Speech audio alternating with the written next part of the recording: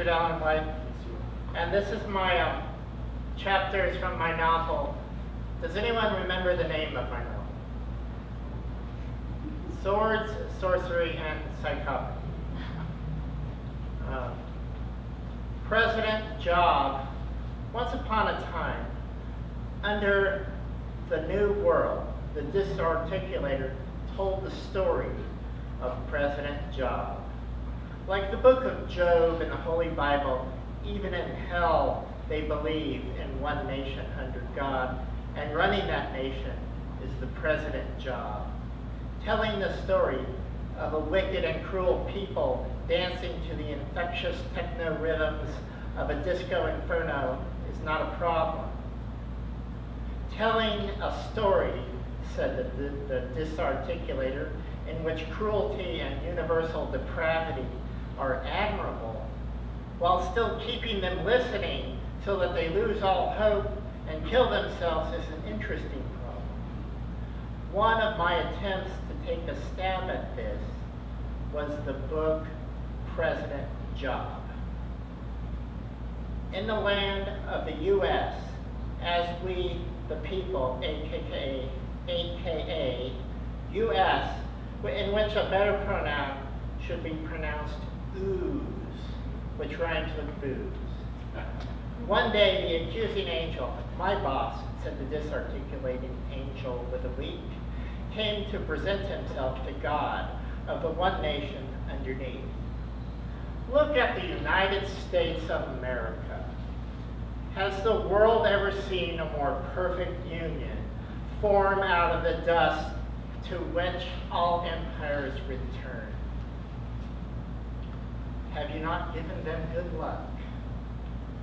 Victory in all important wars, forgetfulness and forgiveness in their little unjust international unarmed skirmishes. Give them and their President Job a sound and humiliating defeat, and they will blame it on the President Job, and his oath of office will be to curse God on national TV.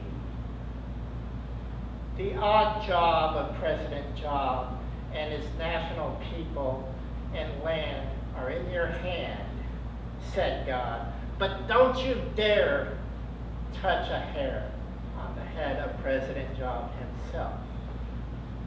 Wishing the president was physically sick, I've found, is bad for mental health on earth as it is in heaven.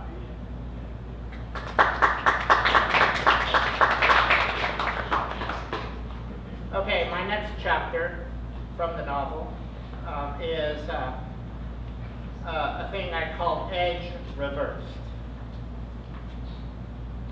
The woman is disarticulated. Her smile shows me she knows the illusions are no longer necessary. A blue blanket I hold on to like the edge of horrible bliss wraps up her unspoken formless form. A manila envelope holds what's left. The clothes, cut off, having been donated to the landfill. What's left is a widower's ring, a locked cell phone. The police report said she was making a call before her fall, and a small silver cross that tapped her throat from its chain as I saw her walk from room to room.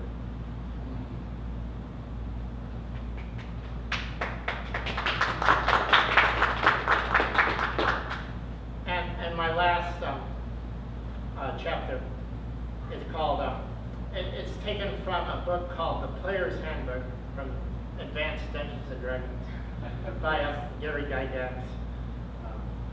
But this is called Samantha's Sudden Death Spell, SSDS. This switcheroo bewitchment takes place immediately as soon as the spell is cast and the soul is cast out of the body. The material components are not consumed upon the casting except when pills, potions, and poisons are consumed by the sudden death spell enchantress herself. Sometimes known as Vlad's victimless murder avenger, Samantha's sudden death spell was edited out of Sword, Sorcery, and Psychopathy for its unromantic all-too-true crime content.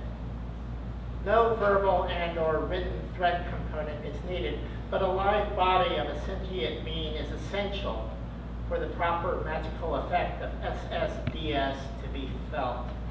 Needless to say, this body is not consumed, but whatever animating presence was inside has obviously left, but may be felt somewhere else, where thin places manifest themselves. Although not necessarily an evil spell of necromancy, SSDS is definitely a spooky, broken spoke upon the wagon wheel of violence. And then the footnote says, change Samantha to Sabrina. Because sexy elf Samantha Stevens is ethically prohibited from casting a sudden death spell, while cute Sabrina, the teenage witch, traffics freely in the deadly arts of fertility and death magic. Thank you.